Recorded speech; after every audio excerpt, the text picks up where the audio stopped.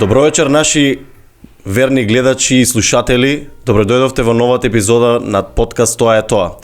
Верувам дека многу научивте од претходната епизода за криптовалути, NFT и метасвет, а во новата епизода ни гостува бизнисмен, добро познат на македонската јавност, влюбеник во спортот, голем верник и уште подобар човек. Вечерва со нас е Дејан Мирцинов. Добро вечер, Дејан. Добро вечер. Како си? Добар, супер. Најпрво да ти заблагодарам што ја прифати нашата покана. Многу ни мило што ни гостуваш вечера. Задоволството и мое. Ја ќе искористам прилика да ви честитам за проектот. Ве следам од самиот старт. Емисиите ви се гледани, успешни, гостите ви се одлични. Верувам дека ќе се укомпонирам добро, ќе се вклопам со гостите и дека ќе привлечеме внимание на слушателите. Не треба да веруваме, ние сме сигурни, затоа си вечерва со нас. За почеток да ни кажеш кој е Дејан Мирцинов. Па вака сега, ние се уште се истражуваме, нели, како личности, но сме се изградиле од самото детство професионално, сме ги поминале сите периоди како секој човек. И се надевам дека ќе со нашиот трак, со нашето работење, со нашето да речем екзистирање ќе покажеме пример на генерациите кои што се пред нас и ќе бидеме, се надевам, успешен пример. Јас верувам во тоа. Какво детство имаше Дејан Мирцинов? Споредба со денешниве деца, ви сигурно имате различно. Да ви кажам искрено, детство ко секој, нели, нормално, безгрижно детство, тогаш, нели, времењата беа други. Живеевме во сојуз, нели, на републики во бивша Југославија. Беше така по-безгрижен период. Немавме кој знае колку, но секогаш имавме доволно. Сведоци сме дека многу од нас го посакуваат тоа време да се врати, баш поради тоа. Заради тоа што беше некако порамномерен развојот, порамномерна екзистенцијата. Сите имавме прилика да се искажеме во тоа општество и сите вложувавме несебично, си помагавме несебично и така натаму, додека сега малце се изменети приликите и тешко се снаоѓаме, но преживеавме секакви периоди од осамостојување, транзиција, една власт, друга власт, времиња, невремиња и некој поуспешен, некој понеуспешен, некој со неприлики, некој со прилики, али избуткавме. Во секој случај, јас моето детство си го паметам по занаетот на моите родители кои што го правеле од млади. Татко ми го донел тој занает од војска и изработувавме сувенири, бродеви. Да, и јас имав прилика како мал да одам по Приморје заедно со моите родители. Бевме таму со месеци одседнати, продававме по плажи, по тезги. Така обезбедувавме една додатна екзистенција и си го подобрувавме, да речем, стандардот и начинот на живење. И така се воспитував професионално. Најверојатно, тоа е останато како карактерна особина и продолжив со моето делување деловно. Многу рано влегов во тие деловни води, паралелно студирав, влегов со желба да си обезбедам екзистенција, нели, да си обезбедам трошок за студии кој секој млад.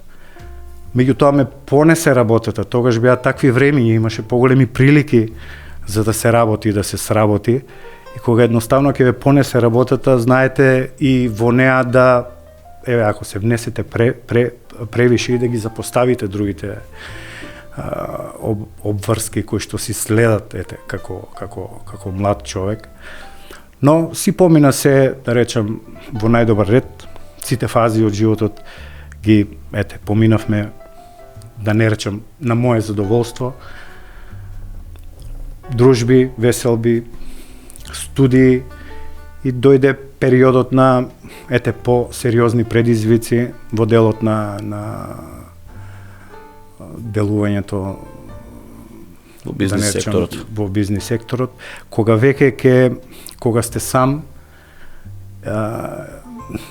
како да речам, немате грижа голема освен за себе и секогаш можете да поднесете толку колку што ќе донесете, како да речем, но веќе кога ќе земете обврска за некој друг, кога ќе вработите, тогаш работите стануваат посериозни, имате обврска веќе према тој човек, према тоа семејство и морате да внимавате малку повеќе, да планирате подолгорочно. И така, еден по еден, дојдовме 46 вработени, големи грижи. Едноставно ве понесува периодот, ве понесува работата. Тоа е, како да речем, како едно возило со добри перформанси, ако не знаете да го контролирате, и може да се случи да имате неприлика. Но сега ние релативно добро, да речеме, го извозивме патот, се до еден момент додека, како да речем, тој период на транзиција не префати и нас, не заболе и нас, ние слушатели или гледачи кои што го паметат. Веќе ги спомнам книжара Дени, како една од книжарите кои што го снабдуваше скоро цел град со учебници, прирачници, и тоа доста солидно. Потоа Дени Комерц, кој што имаше доста солидна соработка со Киро Чучук во тие убави времиња, кој што го етаблиравме и го нудевме неговиот производ скоро до Ниш. Во еден дел извезувавме и Бургас, некоја тура, така да имавме солиден период со таа компанија. За жал, секогаш кај нас доаѓаат неконвенционални, како да ги речем, услови на стопанисување во некој период, кај што не можете да ги предвидите влијанијата на некои сфери, сектори кои што не се за тука, кои што неповолно влијаат на бизнес стопанисувањето. Ние дозволивме тоа да ни, како да речем, влезе малце по-сериозно во стопанисувањето. Не му ставивме пречка на време. И заболевме, влезе Дени Комерц во потешкоти, заврши така како што завршија многу компании, но не и се секогаш кога ќе оставите еден печат од едно време, ние малце друг ни е критериумот на поимање на вредноста која што сме ја стекнале во животот. Значи, сето го гледаме врз материјалната основа, дали останало тоа или останало ова или така натаму. Јас секогаш верував дека моето стопанисување оставило капитал кој што не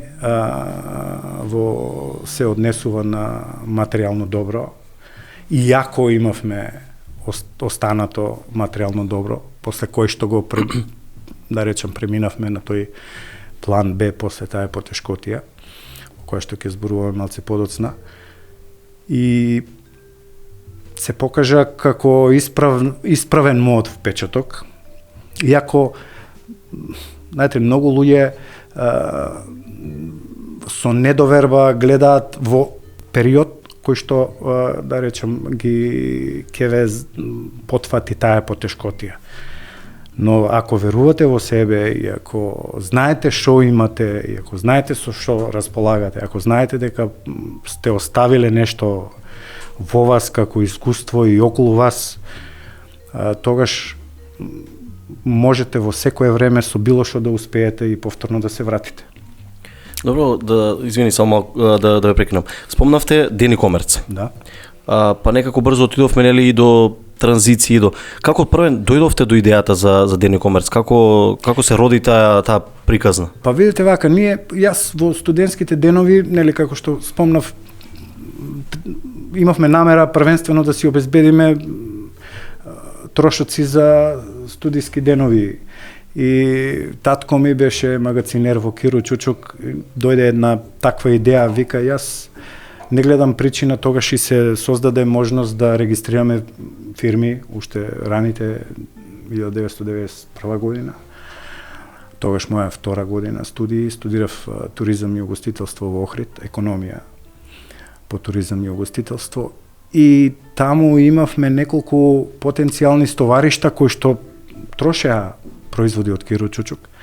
Се наметнавме регистриравме паралелно фирма, вработивме двајца луѓе, се наметнавме со квалитетна услуга и нема ке трговијата е правило, ако сте квалитетен, ако сте поволен, ако сте исполнителен, вреден, ќе ве бараат. Ако не, ќе го препознае тоа сигурно некој. Нема потреба да ве побараат повторно ако не ги задоволите нивните критериуми за квалитетна добава. Така да ајде да не речам повеа вака, да се изразам народно, и успеавме да обезбедиме се повеќе и повеќе комитенти во тој реон каде што студиравме. И тоа е, да речам, мојата прва грешка кога ќе ве понесе работата, кога ќе видите нешто подобра и поголема заработка, тогаш ги запоставувате другите работи, како да речам студиите, школувањето. Мислите дека тоа не ви е потребно, бидејќи нели почнувате да обезбедувате своја иднина преку работењето и не ве мотивира понатаму да продолжите барем така солидно. И го запоставивме тој дел, но сега, како да речам, мене никогаш не ми сум го гледал тоа како мој личен недостаток, никогаш не ми пречело, бидејќи јас знам да се едуцирам во многу сфери во животот. Самата работа ми поставила потреба да се едуцирам. Да се надоградувате. Така е, во делот на финансиите, во делот на економијата, во делот на маркетингот, и така да сум секогаш се надополнувал, да речеме, со тој така првично стручен недостаток што сум го осетил при запоставување на студиите. Но работата тргна многу солидно. Се изградивме во солидна компанија. Нашата последна завршна сметка од 1991 до 2001 година беше околу 180 милиони денари. Тоа се цирка 3 милиона евра. Се работеше буквално од сабајле од 6 до навечер до 22, со испостава, со диспечерски служби, со обслужување на тие потреби на нашите комитенти. И кога престанавме со работа со Киро Чучук, ние ги задржавме позициите кај тие клиенти. Значи имавме еден повторен камбек во делот на добавата на градежни материјали со Младост Лесковац. Станавме негови застапници во Западна Македонија, таму каде што беа нашите традиционални купувачи. Имено по насока на собственикот, тој е еден врвен спортист, одбојкар, Мома Николич, собственик, мој и денеска драг пријател, кога преку српската амбасада се распрашал како да ми обезбедите најсоодветен дистрибутер на тули, цигли, керамиди и така натаму, кој е најсоодветен. Иако ние тогаш како Ден e-commerce не постоевме, но како личност посочиле од комората дека јас сум тој соодветен, и имавме еден многу успешен и многу брз камбек кај нашите традиционални купувачи и го кренавме нивното производство, односно продажба во делот на Македонија многу солидно. Така да, кога Ете, по неколку години тоа беше, како да речем, доаѓате на момент кога едноставно немате капацитет да го работите тоа така на тој начин и морате да се откажете, во спротивно ќе ги испуштите конците од рака. И така да не можевме да го совладаме и по финанси, и по кадарен капацитет. Тоа и го превзедоа неколку компании низ Македонија и денеска многу успешно дистрибуираат нивни производи, така да ете таа компанија ми е вечито благодарна, како што и јас, бидејќи тоа ме потврди дека тоа што сум го стварал како капитал не секогаш е материјалното добро, него секогаш е тоа доверие во партнерите, кој што кога си, како да речем, здрав, кога си имаш за нив нешто поволно, секогаш ти е вратата отворена. Не зборувам за нашите пријателски релации, тие секогаш биле и ќе бидат, но деловниот свет знае да го разграничи малце тој однос на приватно и деловно. Како работа си е работа, така и како беше дружба си е дружба, служба си е служба. Ние можеме да живееме, можеме нели да си помагаме во сфера на живењето, но во сфера на деловност, ако не сте за нив деловно интересен, нема да ви звонат. И така да се потврдивме, многу од нив, да не речем, стотина стоваришта ние отворија вратата и ги пробивме многу солидно. Тоа пак во многу голема мера ми помогна во овој потфат кој што денеска го работиме, тоест инвеститорството или стамбената изградба и многу голем дел од нив се сега вклучени во делот на добава, во делот на изведба, во делот на проектирање и така натаму. Така да нашите односи и резултатот на овој производ е традиционален, односно потекнува од многу одамна. Значи не е тоа да го сега ги обезбедите и да ви дадат понуда, да го изработите тоа и толку. Тука има многу труд и познанство и доверба и, како да речем, почит, љубов кон тоа што го правиме. И работа и посветеност и доверба така се стекнува. Може да се препознае тоа во производ. Ако ви се грижат изведувачите, партнерите, како за нивно, тоа може многу да се препознае. Така да сум задоволен. А како од Дени Комерц, нели, кажавте успешна приказна, доаѓате до решение дека треба да се затвори? Па видете, како секогаш... прашањето ми бидејќи сите нели размислуваме да отвориме некаков бизнис, да се пробаме во нешто. Како е тоа кога ќе тргне нештото, кога е убаво, кога се заработува добро, кога си задоволен, кога си исполнителен и наеднаш нула? Знаете како, некогаш работите испаѓаат од ваша контрола. Меѓутоа не секогаш треба да ја исклучите вината од себе. Ние секогаш знаеме да префрлиме вината на друг. Тоа е најлесно. И да се зацкриеме зад сопствената немојка, дека ете друг ни е крив за постапките. И ако некои работи не можете да ги предвидите и се неконвенционални и ве удриле, така речено, од нема и каде,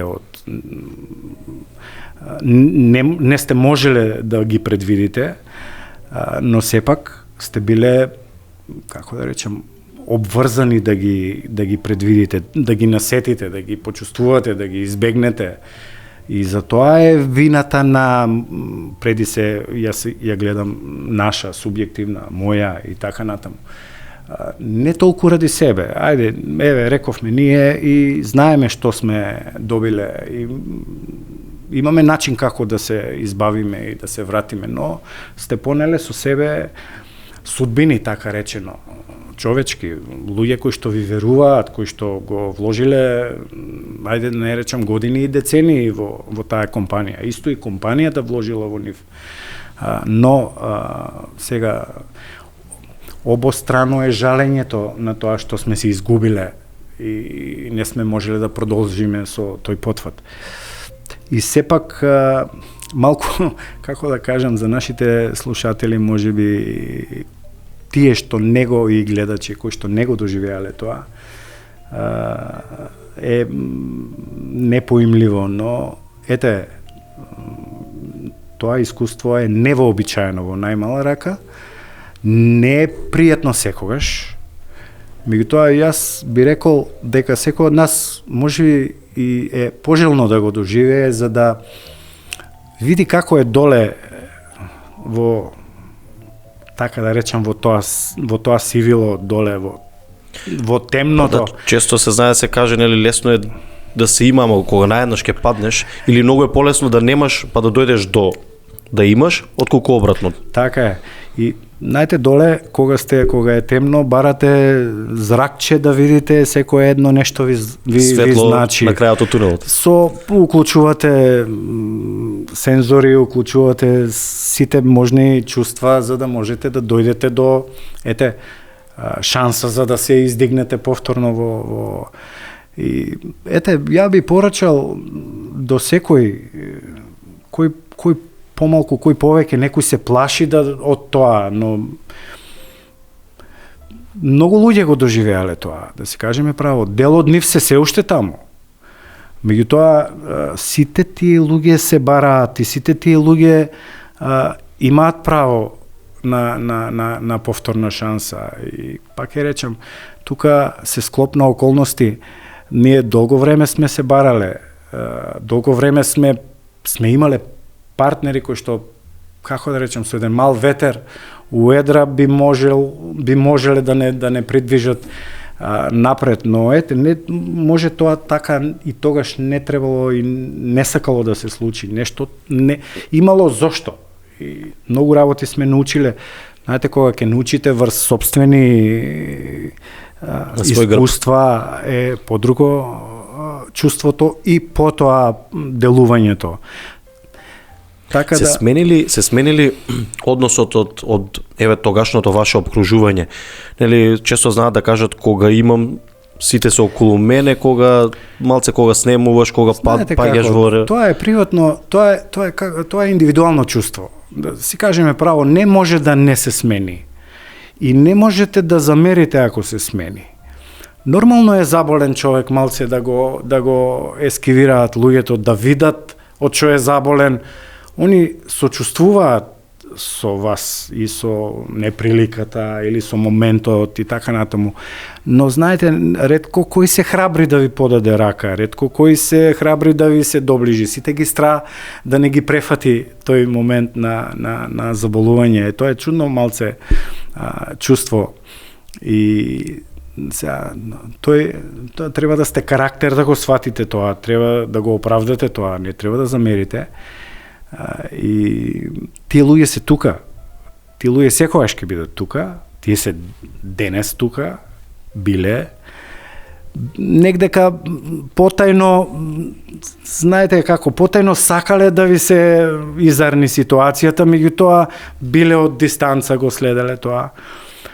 И така еден впечаток, исто така ќе кажам, дека секогаш треба да се има во предвид дека во такви неприлики, па и прилики, ќе ги кажеме, семејството секогаш останува семејство во права смисла на зборот, потесно и пошироко. Значи, тоа е тоа кој што прво ќе ви подаде рака, утеха, ќе ви понуди било шо, само да ви помогне и така натаму, бидејќи таа состојба не е баш едноставна од таква динамика, од толку ритам, од толку енергија, од толку движење, од толку стварање, знаете како, набој и така натаму, да сето тоа сплавне така туку е малце необично. И користам прилика да се заблагодарам јавно за се до сега на моето семејство. Она ми било мотив. Тие кои што, знаете како, по погледот ќе почувствувате дека копнеат да ве видат, па претходно таков и така натаму среќен да не речем, но не е среќата во како да речем во имањето. Среќата е, можеби тогаш јас сум кажал, среќата е чуден израз. Човек знае да биде среќен и да го усреќуваат многу мали нешта, многу на кои што можеби тогаш не сме обрнувале внимание. Не сме можеле, ни физички, ни било и ритмот што сте го живееле, темпото не би ни дозволувало да се свртите кон тие мали нешта. И така да, знаете, кога ќе ви се избистрат работите, ви доаѓа се јасно. И знаете кој е кој, каде сте, кој е што и така натаму. Така да тоа се специфични состојби кои што се доста емотивни, знаат да ви дадат мотив за борба и ете баш тоа ме како да речем ми даде едно додатно гориво, тоа injection што го викаат, за да малце нагазите, да знаете дека можете, да знаете дека имате за кого, дека имате со кого и така натаму. И повторно доаѓа се на свое место. Значи, тој што има формулата за работа никогаш не може да пострада од неможност да го реализира тоа. Значи, таа е таа формула. Се знае како се работи, се станува и се работи тоа што ви е професија. Не иде само од себе. Никој нема да ја сработи работата за вас. Некој едноставно вие морате да ја сработите.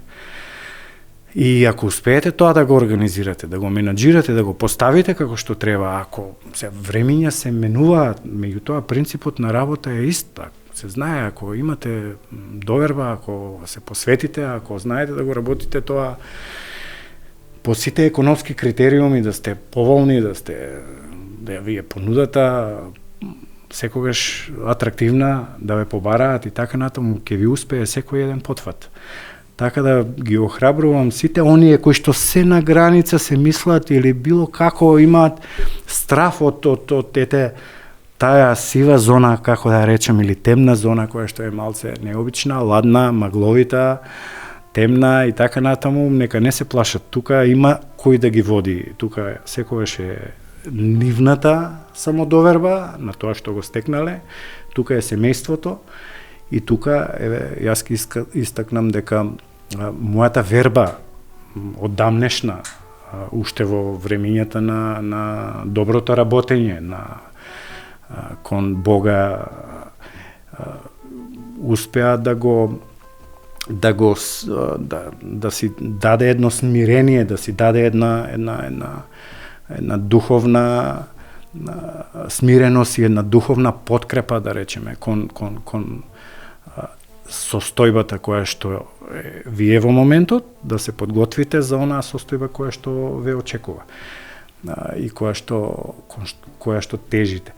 Така да човек треба да се постави секогаш да не го промени состојбата, ми е зборот и кога е добро ситуиран од секој аспект и кога не е. Значи, тука треба да си ја пронајде, да речеме, таа духовна подкрепа, карактерна, стабилна, да не дозволи здравствено да се начне, нели, викаме, психички малце да пред се здравието секогаш, да се дестабилизира, да си обрне внимание на себе, бидејќи како што рековме, не е имањето во материјата секогаш, него вие сте тој кој што стварате и вие треба да сте највреден. Сте створиле семејство, тоа е до вас, со вас, и тоа ви е најдрагоцено нешто, така да кога ќе сте сите здрави и живи, кога сте сите во здрав дух, во здраво расположение, во ете така добро воспитани, наобразовани и така натаму, имате одлична основа да успеете во било што. Тоа е тоа што зависи од вас. Потоа има работи кои што треба да ги пронајдете после, како да речем, да ве прати малце касмет, малце среќа, Малце и знаење сигурно. Не малце, туку многу повеќе. Тоа е предуслов, но во секој еден потфат мора да имате и ете малце некој кој што ќе ви го трга патот. Ми е секако интересно тоа што го кажувате дека нели од човек што изградил голема фирма до човек што морал да ја затвори фирмата и во сето тоа, како што кажавте, со цврст карактер, со верба да работите, да размислувате, да не паднете. Така. Оти најчесто се случува, знаеме и многу примери каде што сето тоа ги тишти, ги потонува едноставно да заборават и на семејство и некој наоѓа утеха во алкохол, некој во сосема други работи, да не навлегувам, но за среќа вие во сето тоа испливувате и од каде доаѓа тоа да дојдете до идејата еве за комплекс Атлантис. Па видите, вака ние како ви кажат, во сето лошо има и добро. Се израѓа нешто добро. Јас тоа знаев да го почувствувам. Проблем беше само да го видат другите. Бидејќи не сте во состојба да ја удружите вашата енергија во тој момент со други, за да може да дадете еден таков производ во кој што има многу енергија. И тука си го чекате моментот едноставно, таа е шанса да се наметнете, знаете, малце спортски жаргон,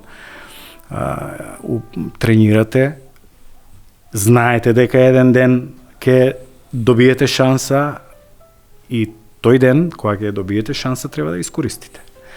Сега сме ние на здрав пат да ја оправдаме таа шанса, која што ни е дадена, и во тие моменти кога си ги видовме капацитетите и ресурсите со кои што останавме и со кои што располагавме,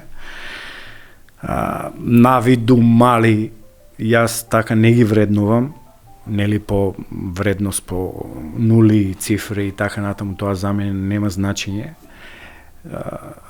Се роди една идеја да го урбанизираме овој, да речеме, реон кој што го купувавме природно блиску заради потфатот со Киро Чучук, заради тоа што доаѓаа возила тука, диспечарски служби имавме и се лоциравме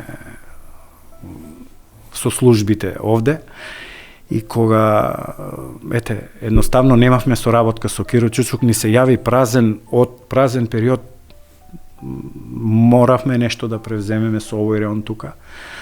И долго време размислувавме што и како се погоди време, невреме, каде што секоја една инвестиција бара средства, бара ресурси. Ние знаевме дневно да работиме со Киро Чучук и на дневна основа имавме, како да речем, заработки и така натаму. Сега ова кој што го превземавме, замислите, го почнавме 2001 година со понуда до општината за пренамена на овој реон од мало стопанство на колективно домување. 2003 излезе генералниот урбанички план, 2007 излезе деталниот урбанички план, 2013 година ни излегоа трансформациите за земјиштето. Изгубивме деценија и кусор во, како да речам, во едни бирократски лавиринти. Секој документи по фиоки, помалку или повеќе ги почувствувал тие бирократски бариери. И како да ви кажам, што е најтрагично, тие не се бироа кои што се предмети, него позади тоа биро стои човек и он управува со да речем тоа барање. Значи он одлучува да ви го даде и субјективно, ако има нешто против или не знае или не сака или не може, и сето тоа ви влијае вас во потфатот, ве одоговлекува, ве истоштува, демотивира и така натаму. Тоа знае да биде многу, како да речем, луѓе многу се откажуваат по тој пат. Па, како што кажавте, 12 години се чека за едно Тоа е, за жал, во другите, ајде да не ги речам западни, другите цивилизации за декада прават квартови, значи градови никнуваат, Брисбен и така натаму, знаеме за колку кратко време. Но едно е битно, ако верувате во тоа што го правите, и ако истраете, ако сте упорен, нема идеја која што не може да ви се реализира. Значи, буквално нема идеја. Сега, да не задираме малку утопистички, сепак ова не е нереално. Имавме, како да речем, и чувство, а и знаење дека на градот му е потребна урбанизација. Го едноставно го почувствувавме тоа и на своја кожа. Каде да погледнеме имате урбанистички проблеми. Едноставно, баш таа материја и ни се создаде простор со трговијата, и многу наши партнери веќе ни дадоа солидни препораки, солидни напатствија како тоа да го правиме, како да го анализираме заедно и така натаму. Јас секогаш сум викал, човек, еве, јас за себе си не се сметам за стручен во оваа сфера која што ја работам, меѓутоа сум имал среќа да запознам многу стручни луѓе и истите сум ги вклучил во овој потфат, и ако добро ги испланирате, ги организирате, ги платите, ги наплатите, и сето тоа ќе ви даде производ добар. Така да формулата е таа. Секој можеби струката ја му е несоодветна за нешто кој што го планира да го направи, но тоа не значи дека не треба да се проба во некоја друга сфера. Треба да го пронајде патот, да се удружи со тој што го знае, да го даде својот потенцијал и да направи нешто, така да речем, заедно во партнерство и така натаму. И би ги охрабрил сите, како да речем, не луѓето ги оправдувам јас во едно вакво обкружување, скроз демотивирачка, да речеме, ситуација за работа, не треба многу да сме паметни, согледуваме дека луѓето ни одат надвор, дека не се пронаоѓаат тука. Меѓутоа, пак би ги охрабрил да пробаат да се најдат, не да се откажуваат така лесно. Нашиот пат е бил долг и мачен, успони, падови, Југославија, војни, една, друга, трета, инфлации, девалвации. Се сте поминале, ама сепак апсолутно главата горе и се работи. Така е, апсолутно, така е. Значи, нема зошто да се откажувате. Како? Вие сте човек кој што стварате во секое доба, еве, да речеме, со стварањето на семејството, имате поколение, треба да му дадете воспитување на тоа поколение, треба да го изградите. Таман работа да се откажете на првата препрека, втората и така натаму. Што ќе помисли тоа дете дека, нели, треба да го охрабрите, треба да стане и да проложи, и да падне пак, и да стане и да проложи, едноставно да проложи, да не застане. Знаете, секој едно застанување губите кондиција, губите во актуелност, губите мотив и така натаму. Движите, барајте и ќе најдете. Значи, не е ништо невозможно. Па дека не е ништо невозможно, баш вие сте, нели, пример дека сте запрале со нешто, па сега дојдовте до ваков прекрасен комплекс на изградите и се уште работите не запирате. Сите, еве, ја им се восхитувам на младите, како да речем, посебна во делот на едукацијата, посебно, еве, или наобразбата, високата наобразба, посебно да не гледа мотив, а да учи, а да не знае дека тоа ќе го примени утре други ден, тоа е малце тешко. Но секогаш да знае дека може да го примени тоа свое знаење, да не изгуби верба во себе, да истрае до крај и да проба малце да се, како да речем, малце пошироко да се наобразува, да се едуцира, така да, имате академии, имате семинари кои што знаат додатно да ве наобразат, да ве надградат и да можете, така видици, да можете да се понудите кога ќе дојдете на тема, да го понудите вашето знаење, да имате широк спектар на познавање, да може да се потпре тој партнер или работодавец или било кој на вас со малку поширок диапазон. Така да ќе сретнете во многу такви едукации предавачи кои што, од аспект теоретски се начитани, образовани и знаат да го пренесат знаењето, образованието врз вас, но сепак мислам дека тој кој што го поминал сето тоа, кој што ви го презентира од секаков аспект, секако дека ќе ви биде посебно мотивирачка личност и треба да си барате такви мотиватори кои што ќе ви дадат, следите за да не ве апсолутно има многу паметни луѓе, има многу начитани, има многу образовани, има многу искусни луѓе кои што поминале во својот живот. Ако сте паметен да завршите факултет и да се образовате, нели, со сите наобразби назад толку години, знаете да препознаете кои се правите луѓе и морате да ги препознаете и да учите од нив.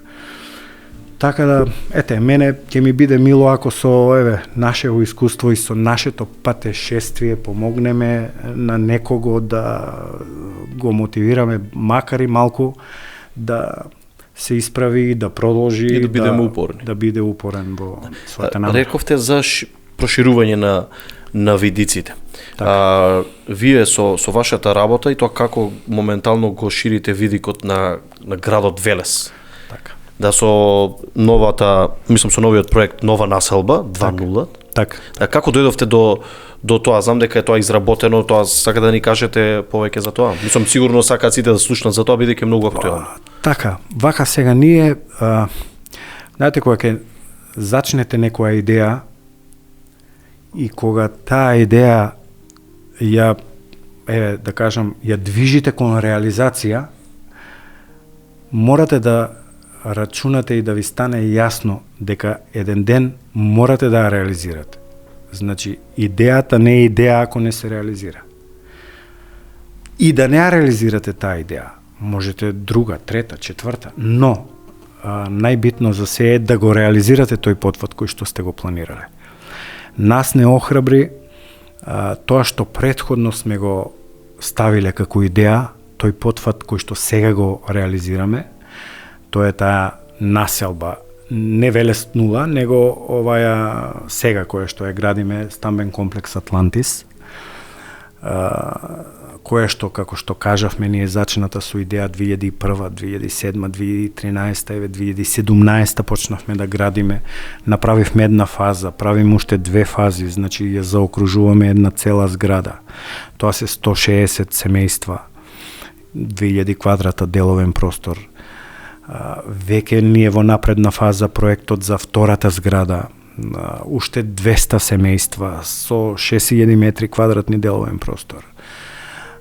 Третата зграда која што така имаме зацртано во тој комплекс наш, 3 згради како потвод. Таа ни е после втората зграда предвидена да правиме и кога веќе гледате дека вашата идеја доаѓа до реализација, тогаш можете да кажете дека сте реализирани. И затоа секој еден треба да тежне каква идеја да има да реализира, за да може да си добие самодоверба дека тоа што го испланирал може да го реализира. Уште и ако добро го направите тоа, ќе ве охрабри уште повеќе да концентрирате во себе поголема енергија и со себе да понесете поголем багаж, по стручни луѓе, компетитивни луѓе За да растете, да расте, да речам, таа идеја во малце поголема идеја. Не е само, нели, природното растење на идејата, него треба малце и да ја погодите, условно кажано, да има потреба од такво нешто. Секојдневните проблеми кои што ги слушаме од мои колеги или од обични луѓе кои што имаат проблем со урбанизацијата, со инфраструктурата, со комуналиите, пристапот и така натаму, дивоградбите, ни даде една идеја да пробаме да го направиме тоа од правилен ред за нас, а обратен до сега. Значи, луѓето било и каде да е спонтано, не урбанистички, не плански, се развивале, односно се ширеле, и потоа кога треба планскиот опфат да се имплементира или да се дотера, и тие кои што не плански се таму изникнале, не може да се уклопат. Де факто, ради неможност на уклопување, му прават неприлики на тој што веќе плански треба да се укомпонира таму било кој да е потфат. Дали мало стопанство, дали индустрија, дали домување, дали индивидуално, дали колективно, истиот проблем го носи. И го увидовме тоа како проблем, рековме дека ќе понудиме студија која што ќе предвиди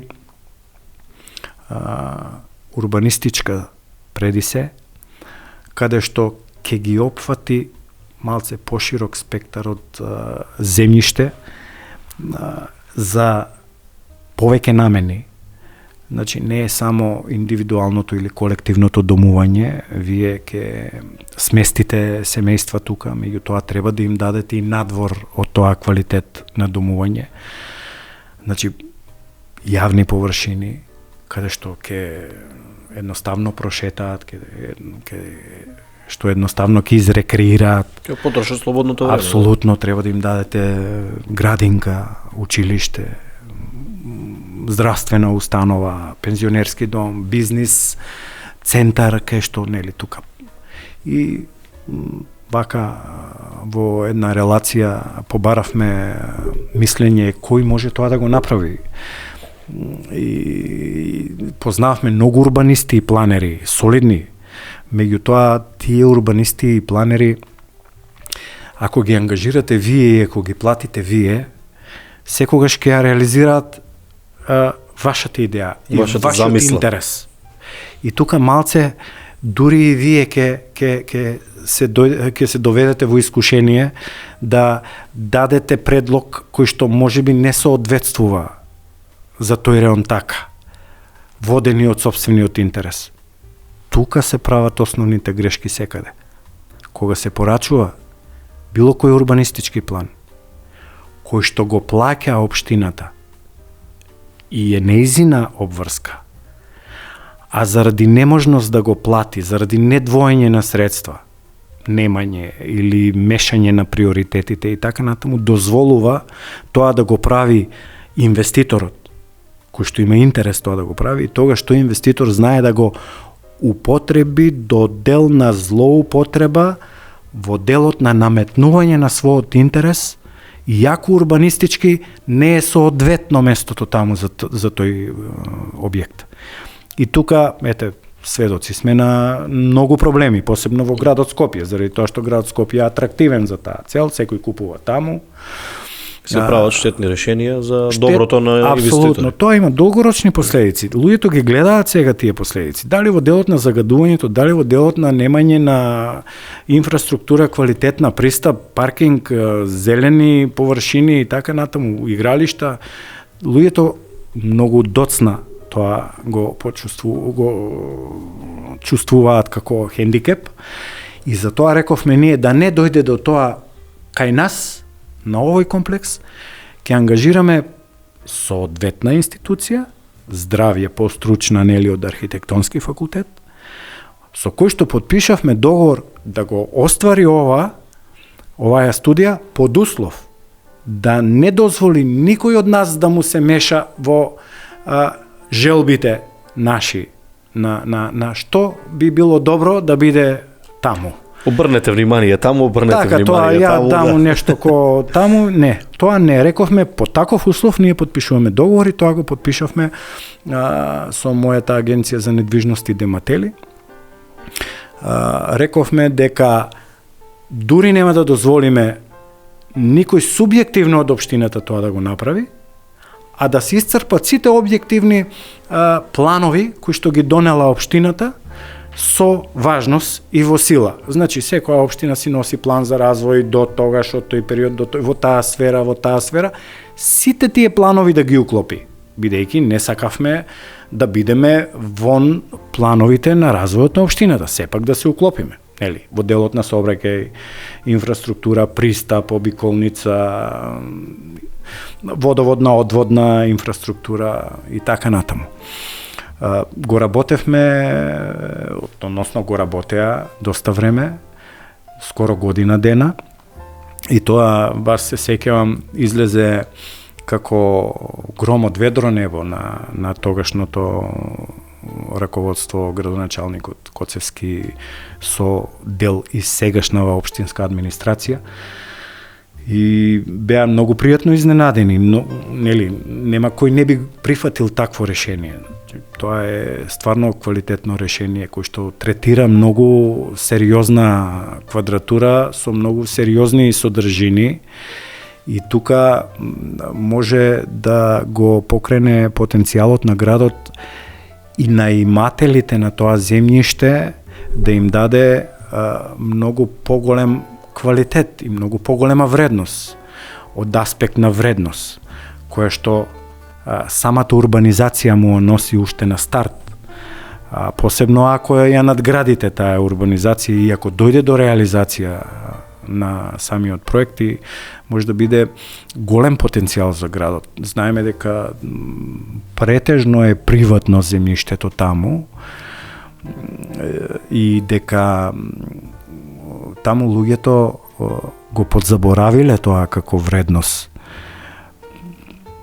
Поголем дел е земјоделско земјиште, лозија, кој што еве во отсуство на тие помладите, еве да речем, да ги обработуваат тие површини и само се помалку и помалку. Така стојат реално. Така стојат и луѓето.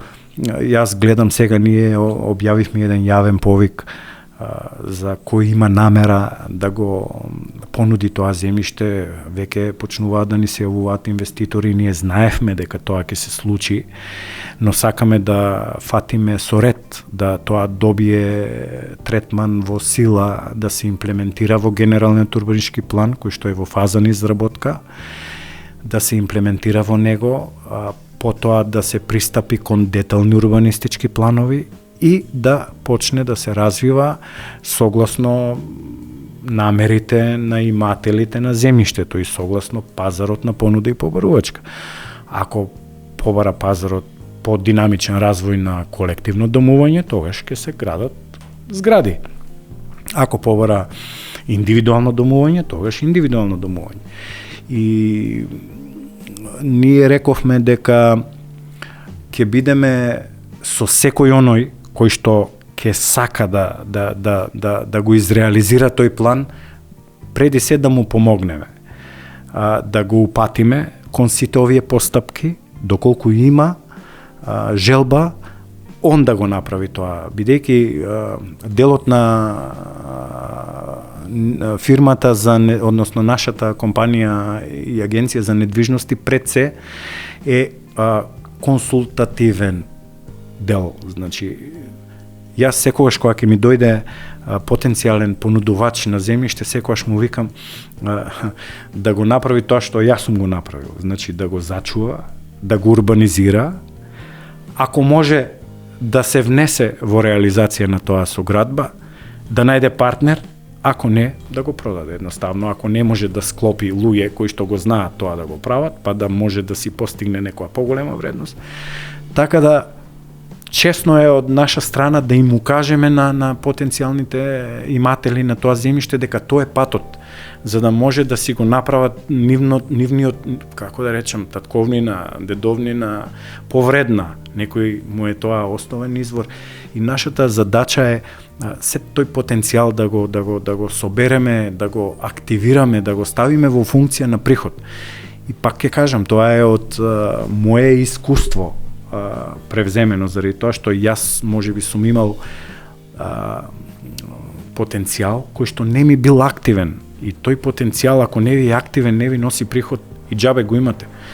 Едноставно, ние сите денес се занесовме во имањето, да се рече дека имам, сакам, имам, но ако го имаш, а не ти е во функција, џабе го имаш, кога да го немаш. Значи, тоа само може трошок да ти направи. Може да изгуби вредност, може, така пропаѓа. Али ако го малце разработите како тема и ако го дадете на некој што знае да го разработи како тема, може да испадне голем потенцијал. Ако добро се изменаџира. Апсолутно, апсолутно. Сите ние имаме, не знам ја, ниви, плацеви, стоваришта, магацини, гаражи, дуќани, куки, викендици. Западниот свет мечта е за тоа. Значи, они плаќаат цел живот рента и ништо немаат на крај. Ние имаме сеа, немаме ништо, немаме екзистенција. Значи, не знаеме нашиот потенцијал да си го ставиме во функција на приход. Ако ние не знаеме да го направиме тоа, треба да го најдеме тој што знае. Има луѓе кои што знаат, има консалтинг компании кои што знаат и ќе ги остручат, и ќе ги обучат, и ќе им го приближат тоа на луѓето кои што објективно не го знаат тоа. Наша задача е да им го кажеме потенцијалот на сите кои што го имаат, а потоа они да се одлучат што со него и да им ја кажеме правата вредност на тој потенцијал. И јас ќе кажам, некој ќе дојде и ќе рече тоа толку вреди. Ќе вреди толку колку што ќе каже пазарот колку вреди. Тоа е првиот момент. И вториот момент е, ако не ви носи приход, тоа не вреди ништо. Само мислите дека ви вреди. И така, некоја сигурност ви прави. Но во дадена ситуација која ќе ви притреба, тој потенцијал го немате. Треба за било шо. Така да луѓето треба да се мотивираат, да се активираат во тој дел. Не може, градот ни лежи на имања, на приватни имања, ние се жалиме дека немаме. Само треба да ги ставиме во функција. И таа диспропорција на вредност на капиталот или подценета вредност на капиталот која што имаме ние во Велес е засрамувачки за сите нас. Посебно за нас како искусни во таа сфера, во таа фела и така натаму, да не зборувам по-сериозни бизнисмени во градот. Значи, на само 40 километри од нас во Скопје имате пута 2, пута 3 вреден капитал. Не е можно тоа да е така. Ние само треба да поработиме да си истакнеме вредноста. Една од тие работи е урбанизацијата. Па како само што го испланиравме тоа, се јавија големи компании за инвестирање, сите стопански комори се заинтересираа, странски компании се заинтересираа. Како тоа така? Ако го немавме тоа, никој немаше да се јави. Го имаме тоа, се јавува интерес. Ако биде во сила, ако почне да се реализира тоа и да почне да добива права вредност и да се мултиплицира, не знам, тој продал нива, од нива си претворил во стан, во дуќан, па го рента, па приходи, па ги дечињата, како да речам, соодветно ги школува, сите трошоци ги покрива, добива самодоверба, добива мотив и така натаму и така натаму. Тоа се огромни потенцијали кои што луѓето не знаејќи ги имаат, лежат, спијат на нив, не се свесни за тоа, не се свесни. Мора да го стават во функција. Ако ништо друго, нека се побараат, ако се побараш, ќе најдеш, како што кажавме. Што ќе промени овој проект за доброто на градот? Верувам дека сте задоволен од проектот. Што мислите дека ќе промени? Што е главното нешто што ќе промени? Па видите вака, поентата на овој проект е што ќе го растерети центарот на градот. Кај нас е градот специфично поставен. Претежно сме во брда и центарот е преку една артерија испаѓаме, да речем во клучките кои што се за нас насушно битни, бидејќи градот ни е така поставен на стратешки коридори и имаме само еден излез. Дури уште еден, тој е еден излез, нели, и еден алтернативен излез преку кој што излева целата индустрија, а замислете е, нели, нестабилен тој мост и начинат со па реконструкција, па друг, па трет, а немаме средства, немаме приливи, немаме буџети и така натаму. Ако не си створиме, никој нема да ни даде. Точно и поентата на потенцијалот на земјиштето и на урбанизацијата е таа, да го зголемите потенцијалот на земјиштето, да преку градба се и тие комунали дојде до приходи во општината, а тие приходи индиректно ги врати во остварување на комуналиите и реализација на инфраструктурни проекти кои што се битни за градот. Посебно за градот овој проект е битен што ќе му даде нов излез на градот. Значи, може би голем дел од слушателите и гледачите слушнале за тој потенцијален автопат Скопје-Прилеп преку Богомила, кој што може би по испитувања нема економска оправданост да сега се прави, меѓутоа делот на обиколница или делот тој потват, ајде да речем од Клучка Превалец до Клучка, тунелите, Башино село, Келтовица, може да се поврзе. И де факто цел влез од Скопје за Велес ке дојде од овој дел на градот, пред тунелите е замислена таму кај што е најтесен Вардар надвозник, и од тука продолжува по истиот пат, продолжува по Дотовица, значи покрај тој ред за до езеро, по Дотовица и се уклучува за тој автопат према Скопје. И сериозно ќе го растерети градот од таа артерија. Сите ние одозгоре се слеваме доле и индустрија и домувања, а знаеме дека најгусто населен градот ни е горе. Иако е најпростран по брдата, но тоа се индивидуални куќи, а додека сите стамбени колективни единици се горе. И од тука ќе ги изнесе по релаксиран пат, да речеме, према Скопје и од Скопје ќе ги донесе тука. Посебно индустријата, таа бара инфраструктура и проток, непречен проток, за да може да дотура репроматеријал и да изнесува готов производ. И на неа, ако не и дадат инфраструктура, ќе се угуши, со тек на време ќе ја изгуби конкурентност. Тоа е првиот сегмент инфраструктурата, вториот сегмент е делот на потегот на јавните површини, тоест делот на потегот на касарната. Сите ние сме сведоци дека оскудеваме со јавни површини. Градот ни е оставен на градскиот парк. Во него рекреираат сите. Тоа е импровизирање од рекреација, значи да рекреирате покрај сообраќајници, покрај сообраќај не е рекреација. Тие терени таму се недостапни до граѓаните, преку пруга, под пруга и така натаму.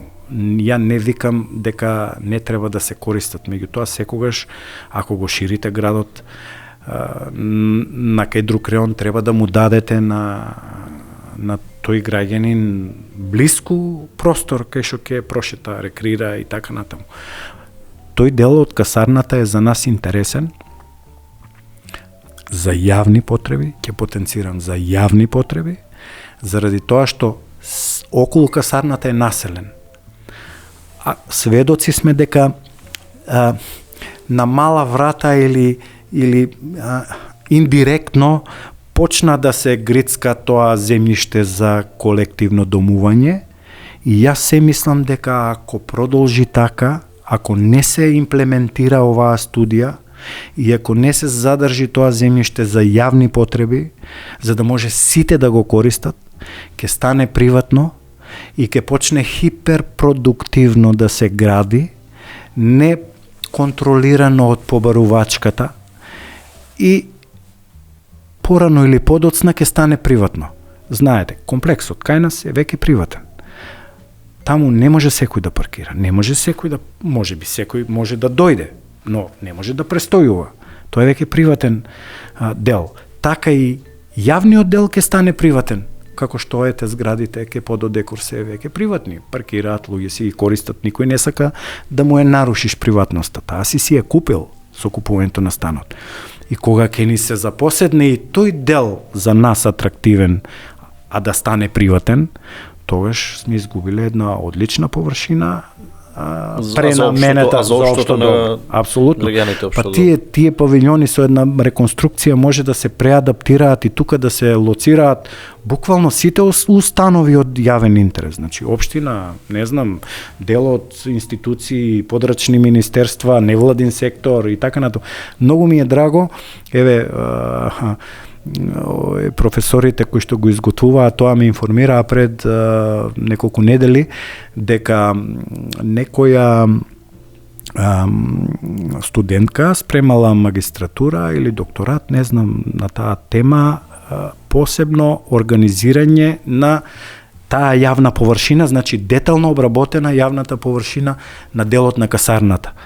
И ја мислам дека доколку овој проект го имплементира општината, го прифати таа студија и на студентката го се покаже како одличен тој проект, во што не се сомневам, значи стручна обработка од соодветен кадар е сигурно ќе излезе добро. Јас мислам дека после тоа тој реон не би можел да биде нешто друго. Добро, а дали централната или локалната власт имаат слух за се тоа? Дали го поддржуваат овој проект? Да ви кажам искрено, градоначалникот Коцевски беше многу пријатно изненаден и веднаш уште на самата презентација во амфитеатар побара јавна презентација за да може градот да го види тоа. Нели сега да си кажеме право, кога треба општината да го прави тоа,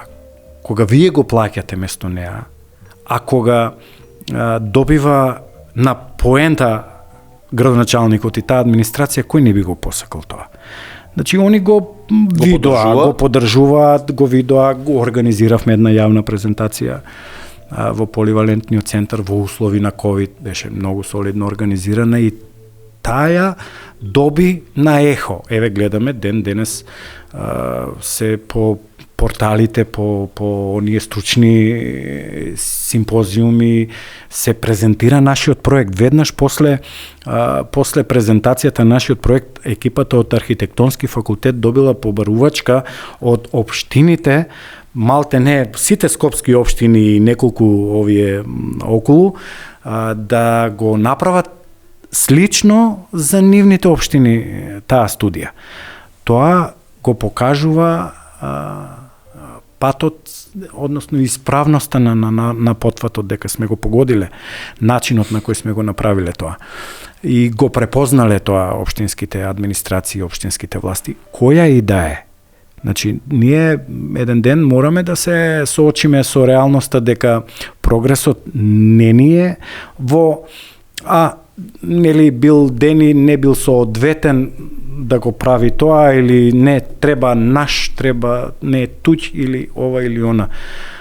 Цела енергија треба да се собере од позитивна, која што е креативна и така натаму.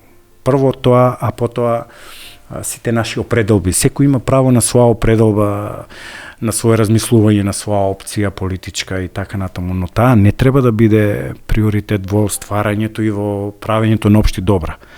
Значи не е предуслов. Добро, самиот проект е позитивна вибрација за градот.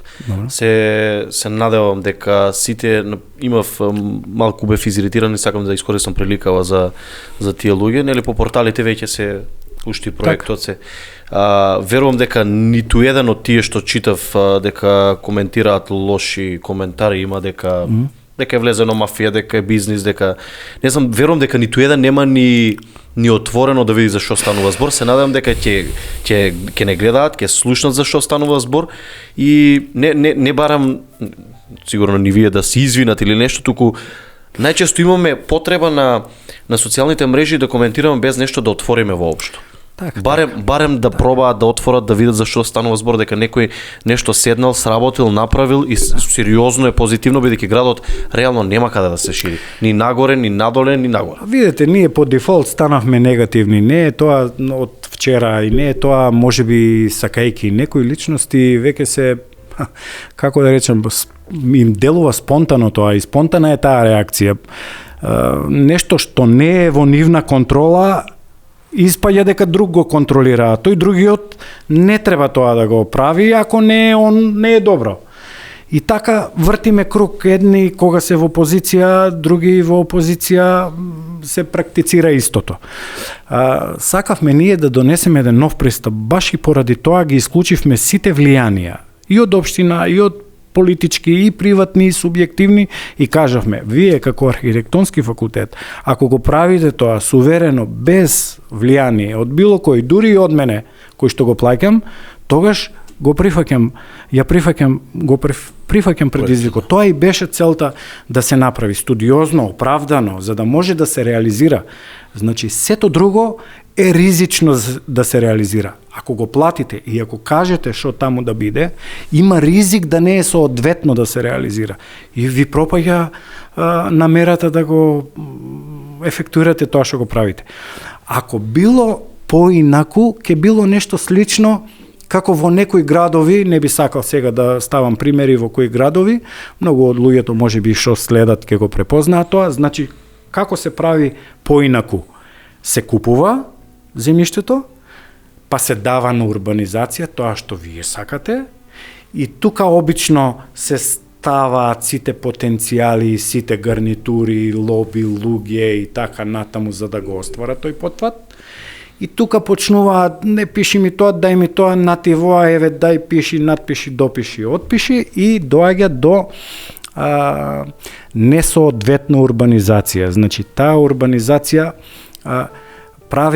прави интерес само во делот на барањето на инвеститорот. Не дава реална бенефит, реална добит за сите кои што ќе ја користат. Значи, тоа е. Гледате колку големи комплекси се прават во Скопје. Докаде оди таа наша, да речем, алчност, мегаломанштина и така натаму. Значи, нема крај. Не можете вие и да ви го дадат 80 хектари, вие ќе побарате 200, значи и 500, нема крај. Човечко око на носите. Тоа. Но ако се фати обратно, ако се сега доаѓа, ние сме го посеале тоа земјиште за таја култура и некои сме му направиле добро во соседството и од ништо сме му направиле вредно нешто. Уште и ако се внеси и да го реализира, тоа е од непроценлива вредност. А за сечи е добро, односно севкупно добро, за тоа што стручните луѓе предвиделе содржини од секоја потреба. Предвиделе зелен појас, предвиделе, како да речем, шуми. Значи, сега, за да се реализира тоа, треба да купите земјиште и да го направите, зеленило, хортикултура, шума, да го насадите. Сега некој земјиште ке веќини и ке можете да го ефектурате поскапо, а некој земјиште треба да го одстапите за јавна потреба, едноставно да исполните таа еколошка потреба, еколошка култура. Да. Која веќе еколошка свест треба да имаме сите. Апсолутно. Инаку сме на многу лош пат. Луѓе треба да живеат, не само бетонски столбови, ѕидови, не знам што. Така да, јас сум презадоволен. Ја не гледам причина зошто не би го прифатиле. Било која администрација, било која власт. Огромен потенцијал е за нејзе, за градот, од секаков аспект, а не зборувам за приватно. Значи, приватно, секој еден кој што е опфанат, може да добие многу голема вредност во тоа имовина, имање, како да го речем. Па да се надеваме дека што побрзо ќе се реализира целиот. Па да, јас пак ќе кажам, дека живи и здрави сите тоа да видиме. Така е, цел мој потенцијал ќе го ставам во реализација на тоа, ќе помогнам, ќе анимирам, ќе лобирам, ќе носам партнери и инвеститори. заради тоа што пак ќе кажам, јас сум реализиран, за себе си се сметам за реализиран, бидејќи еден таков потват јас реализирав, урбанизирав 2 хектара, дел од него изградив, дел ке градам и јас немам потреба да лично превземам хиперактивности, хиперинвестиции и така натаму. Бидејќи ако го правите тоа, треба да иставите белек и на фирмата и на семејството, значи да го предодредите некој да го работи тоа и после вас. Можеби не сака да го работи тоа, можеби некоја друга професија ќе работи нашето наследство, нашата фирма и така натаму. Така да не би сакал да ставам товар на моето наследство, било од фирмата, било семејно, да продолжи да го работи тоа што можеби не сака да го работи. Би дал голем акцент и голема енергија на анимирање, на лобирање од секаков тип на луѓе инвеститори да привлечам да може да го реализираат тоа за сечие добро. Добро, да заокружиме тука дека е за општото добро, дека сите би биле среќни, сето тоа да се заврши и се надевам да го видиме сето тоа и да речеме еве така за тоа разговаравме пред многу години и вредеше. Така е, видим сега како да речам еден посебно јас својот да речем потенцијал, својот живот, својот дел од моето вложување и креирање и така активности сум ги посветил на 3 елементи на кои што препорачувам да секој од нас ги има тие цели пред себе. Дела кои што ќе ги направи за семејството и пред семејството. Дела кои што ќе ги направи пред луѓето и за луѓето. И дела кои што ќе ги направи пред Бога и за Бога. Значи, секој во тие 3 сегменти и цели од својот живот може да си се пронајде и јас сум скоро реализиран во едната цел, останува втората и третата цел да ја реализирам. Таа реализација не е еднократна, го направите тоа и завршува. Некои знаат да траат подолго во животот. И така да сум посветен на тоа и релативно брзо ќе видиме уште дела од нас, од мене, од семејството и така натаму. Посветени сме на остварување на овие цели. Со нас поведуваме исто така тимови вработени. Сега гледаме да му го кренеме потенцијалот на локалитетот од секаков аспект, и од деловен и од да речам квалитетен за домување. Значи тие луѓе се тука и тие луѓе живеат тука и тие луѓе треба да го минат времето тука, меѓу другото исполнувајќи си ги своите потреби. Така да профункционира еден солиден хом центар Масинови Дематели, во кој што имаме така едно и наше влијание, тоа е семеен бизнис. Рачунам дека солидно го правиме, тоа знае да го препознае пазарот, имаме успех и прогресија во продажбата. Исто така вклучивме една солидна агенција за недвижности за да може да го испита правилно да не насочи во крејање на деловниот потенцијал на цел комплекс. Значи носење на соодветни фирми тука кои што ќе ги задоволат потребите и на комплексот и околу, малце пошироко, потесно, да не се занесеме во нашите желби дека можеме да носиме не знам какви брендови на само 40 километри, каде што се толку големи шопинг центри и така натаму, но ние тоа да го сведеме на наши потреби, да ги задоволиме потребите на локалитетот и на градот и тоа да биде квалитетно. За сепак да може некој од градот, ако не одвои време да отиде настрана, да го помине квалитетно своето време овдека и да си најде производи и услуги соодветни и да може, нели, од секаков аспект да помине. бидат задоволни потрошувачи. Така е. Така да ќе излеземе и со таја анализа, со презентација многу скоро ќе излеземе на втората зграда.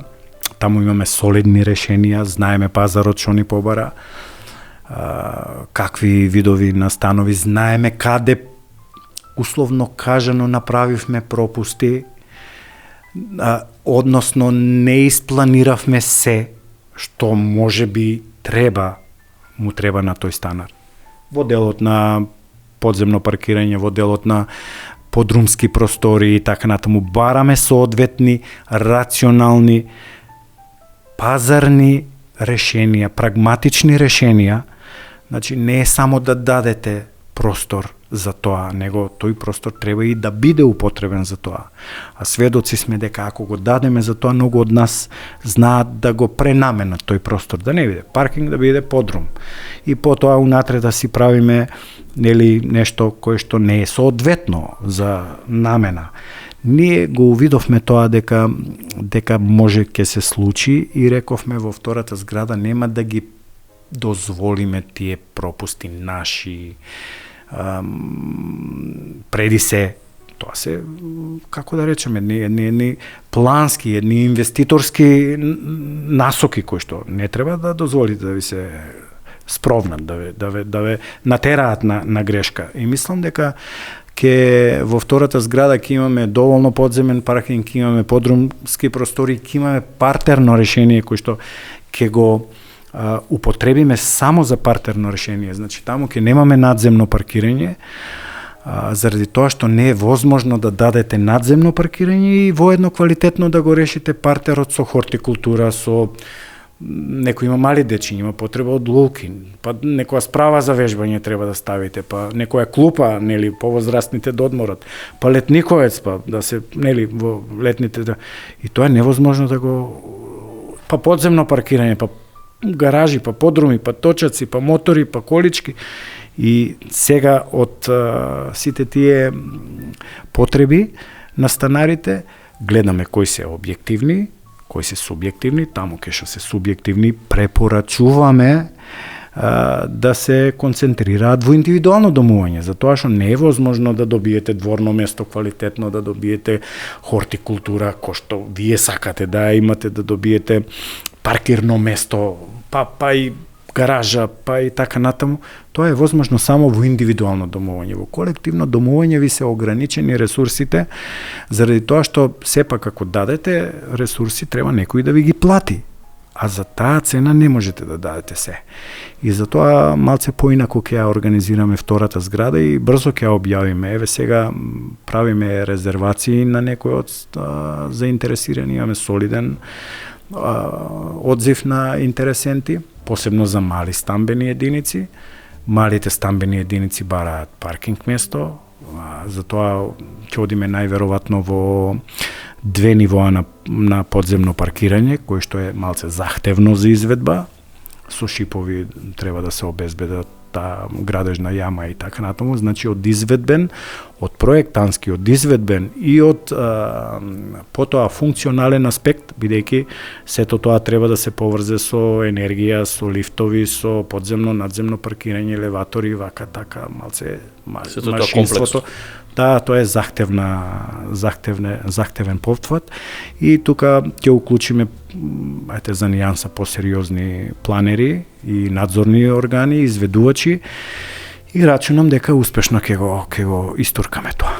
Веруваме во тоа дека ќе биде успешно. И јас се надевам. Да пробаме да мотивираме, да посоветуваме луѓе што сакаат да навлезат во бизнис. Еве човек што сака да почне во бизнис, кои совети би му ги дале, какви предизвици го очекуваат, кои негативни работи, кои позитивни работи да ги очекува. Еве било кој што сака да започне сега со бизнис. Вие како искусен, како долгогодишен во бизнис. Прво треба да како да речем, да ги тргнете тие предрасуди кои што ги имате лично. Еве да речем, секој од нас има свој предрасуд. Некој е горделив, некој има замислено дека знае повеќе, вреди и така натаму. Тие предрасуди треба да се стават во една резерва. и да не се истакнат кај што не им е местото. Значи, таа горделивост по мене, бидејќи јас сум и верник, за мене горделивоста како верник е греф. Човек треба да си ја истакне својата вредност, но не до мера да ја преистакне, за да може да му пречи во работата. И апсолутно, тоа преди се него му пречи, а му ствара одбојност и на партнерот, соработникот, таму каде што се обраќате. Секогаш треба да ви се, како да речем, тие обраќања културни да ви се. Значи немате, јас од свое искуство го кажувам, значи немате место каде што не мине ве молам, фала и извини. Значи нема место. Тие три збора се, како некој ги вика чаробни, тие се нормални зборови. Железни врати отвараат. Апсолутно, тие потекнуваат од карактер, потекнуваат преди се треба стварно да се замолите за да добиете, треба да се извините ако сте погрешиле. Така да тоа се некои правила кои што треба да ги имате како квалитет. Доблесно е да ги имаме. Апсолутно.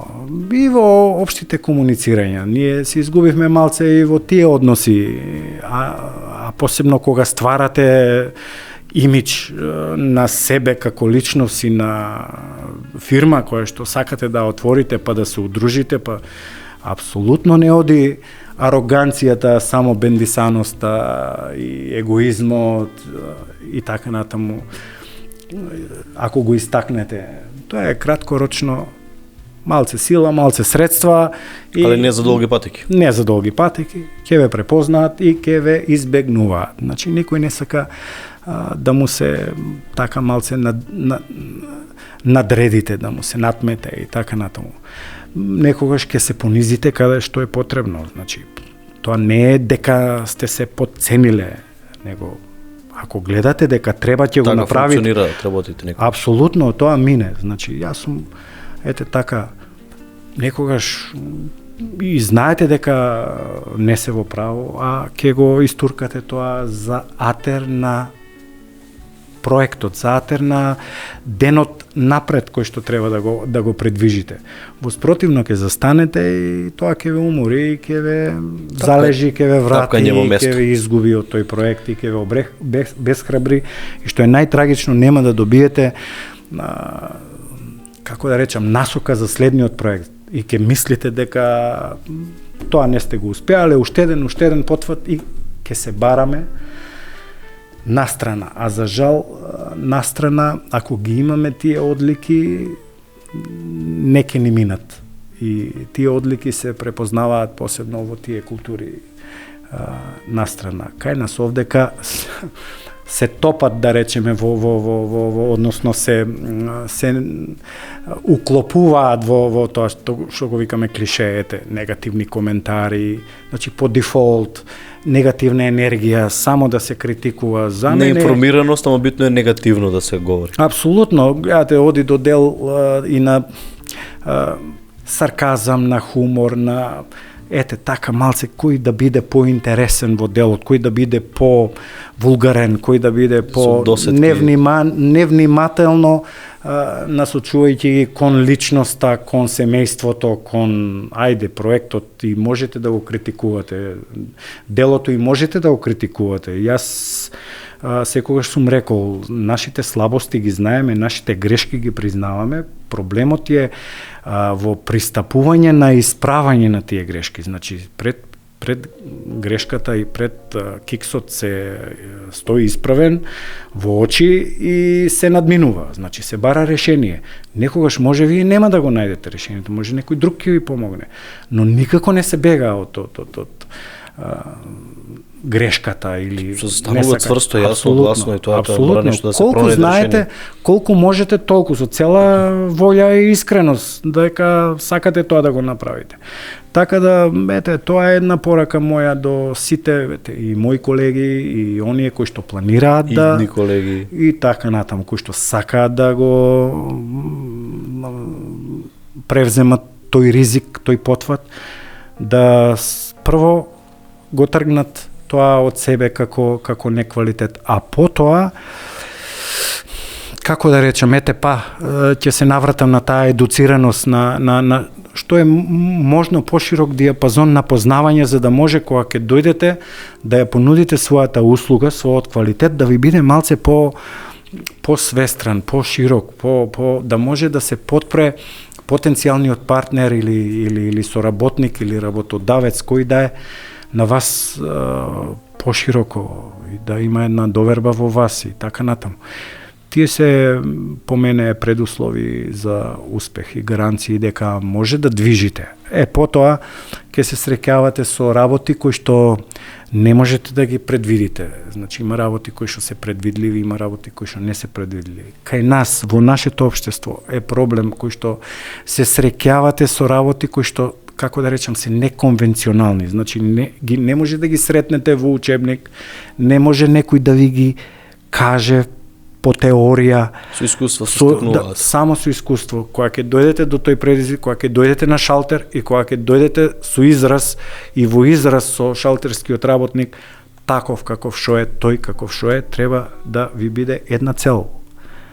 Дека треба да го надминете тоа и треба да го извлечете тоа решение или било шо, за да го поминете денот и да го внесете на повисоко ниво проектот, значи да го движите понатаму.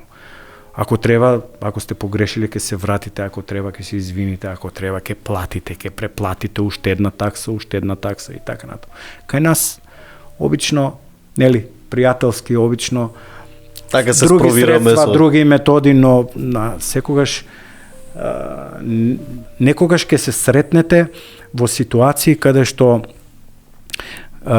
го мотивирате тоа кој што не сакате да ви се случи утре други ден и да ви биде пречка. А индиректно вие го мотивирате, правејќи нешто кој што не соодветно. Барате поддршка, барате можност да се спровнете, а утре други ден велути тоа кога некој ви се спровира вас несоодветно. И индиректно ние сме малце и иницијатори на тие работи кои што покасно ни се случуваат и ни се враќаат како бумеранг, да речем.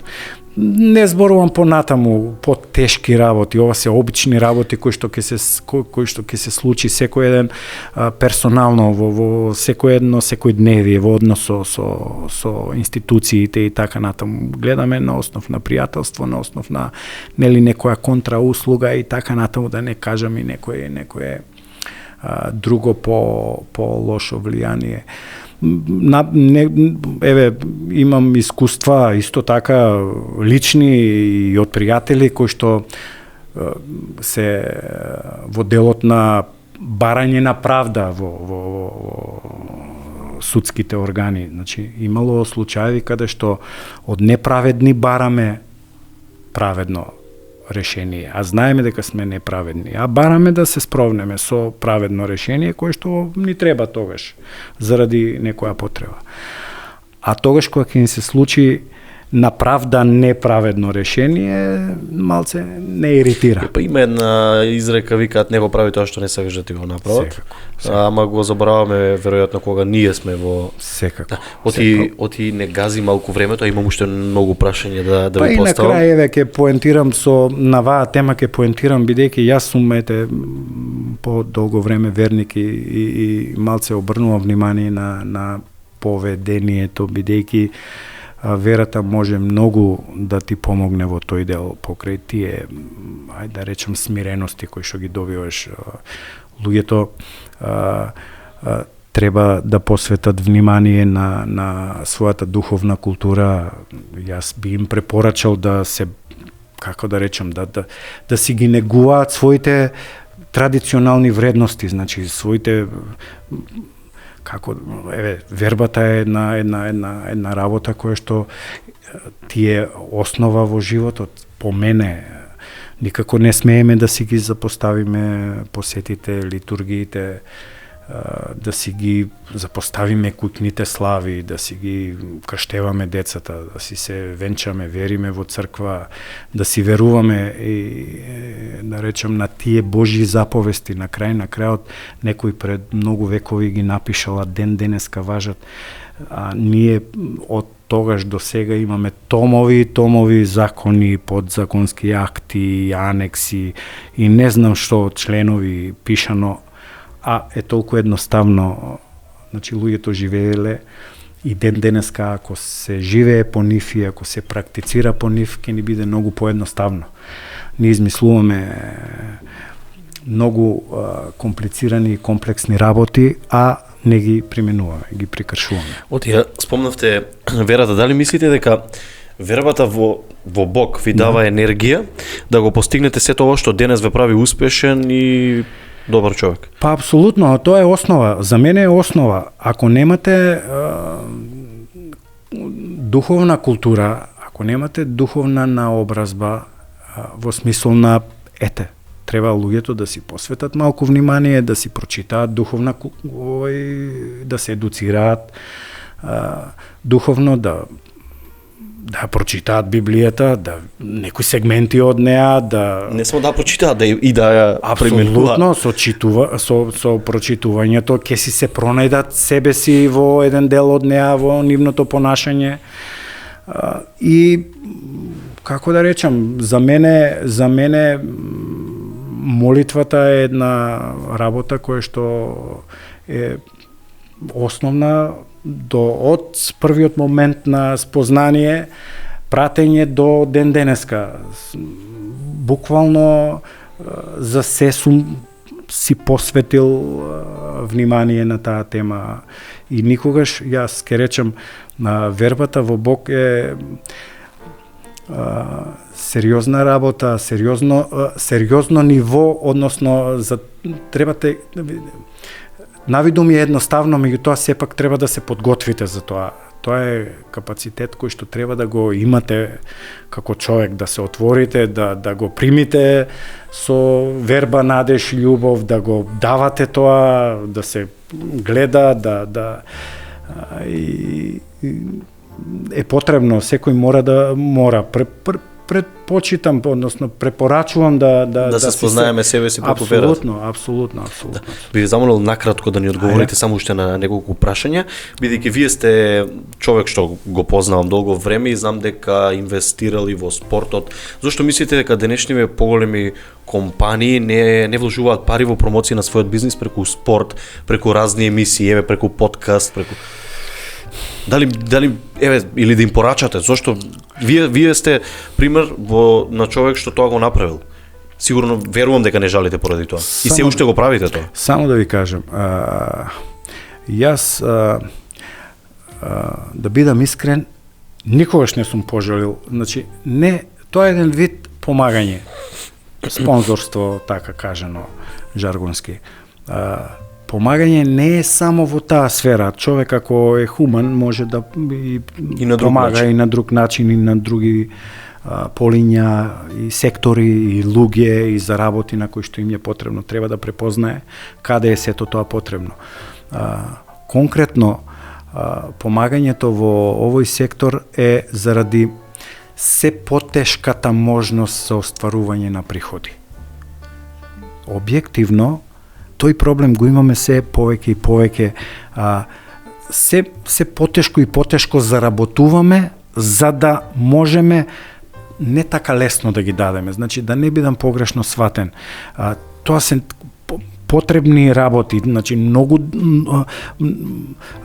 знаат да направат многу големи цели, да речеме, на кога ќе намените помагање во делот на спортот. Сите го знаеме тоа, нели сите, викаме дека младите треба да се одвратат од тие порочни живења кои што ги имаат, да се вклучат во тренинг, тренажен процес, да имаат цел, а сепак да бидат мотивирани, значи и тука треба мотив. сите сме го правеле тоа од срце и од желба и од волја, некогаш не ни биле битни средствата, но сепак, модерните времиња наметнаа дека ако нешто инвестирате, ако нешто сакате добро да го правите, треба да бидете мотивиран дека еден ден ќе ви се врати. Ако се вклучите професионално во таа сфера, дека треба таа професија да ви врати, затоа што еден ден ќе вложите време, ќе вложите од вашето семејство и мора да имате мотив, односно фидбек од тоа.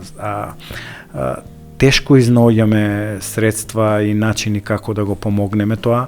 Мислам дека е концепт и работа која што треба да се позанимава малце државата повеќе. Мислам дека не е доволен мотивот и стимулот кој што го дава државата на таа тема со системот на ваучери од приходи.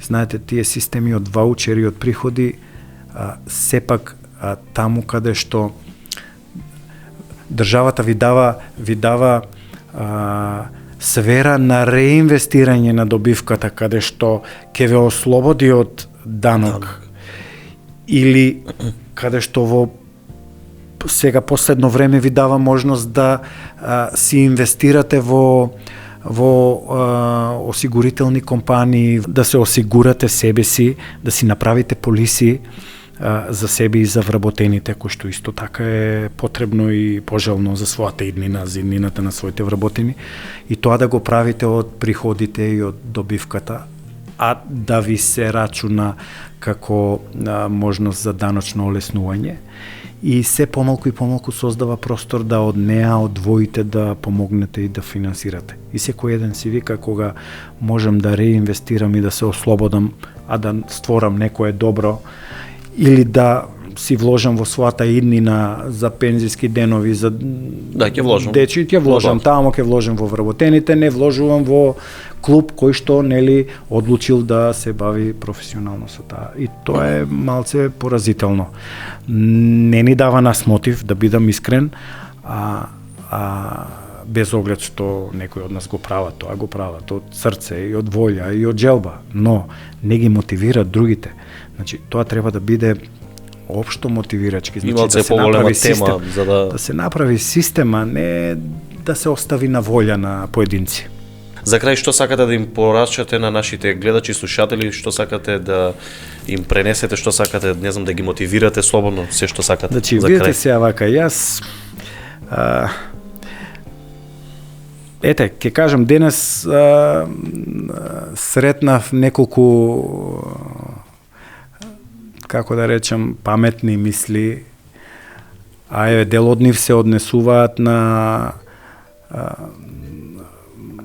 светители кои што го кажале тоа пред многу векови, а е актуелно и денес, и ќе го кажам некако своја мисла и порака, него некој кој што кој што го кажал некој пред многу векови, И вика, кога нереалното ќе го направите реално, тогаш имаме самодоверба и смиреност. Значи, кога нереалното ќе го направите реално.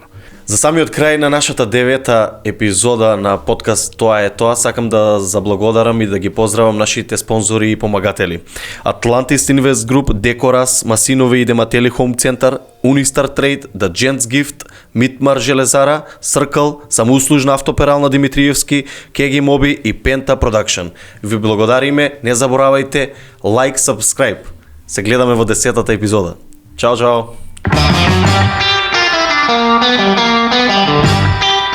Thank you.